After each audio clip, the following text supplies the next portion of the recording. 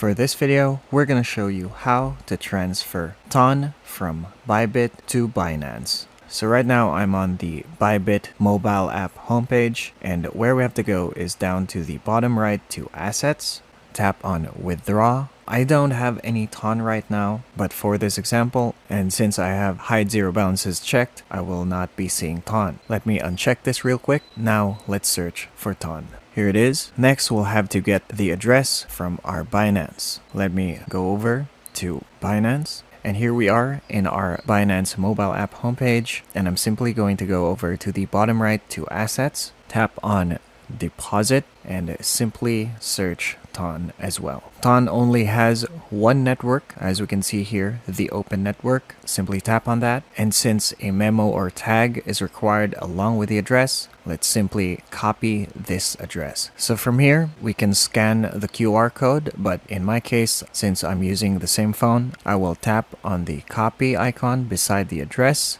to copy the address. Once it's copied, go back to Bybit, paste the address, and since we only have one network, it is the TON network. And now for the memo, we simply go over, copy that as well, go back to Bybit, paste the tag or memo. Make sure that the amount you are transferring is no less than 0.02 TON, say 1. Now, of course, I don't have the amount right now, but this is all you have to do. Once you tap on Withdraw, in my case, since I have Google Authenticator set up, I will simply have to verify it with an email and the Google Authenticator, and then the transfer should be processing. Once you transfer, somewhere in between your assets here, right above crypto and account and under deposit and withdraw, there is a line. It will show you that a transfer is being processed. It'll take more or less 5 minutes, but it could be a lot less since TON is a decent coin. And there you have it. I hope this video was helpful. If it was, please leave a like, maybe subscribe, and ring the notification bell so you don't miss any of our new videos. Thank you for watching, and see you again next time.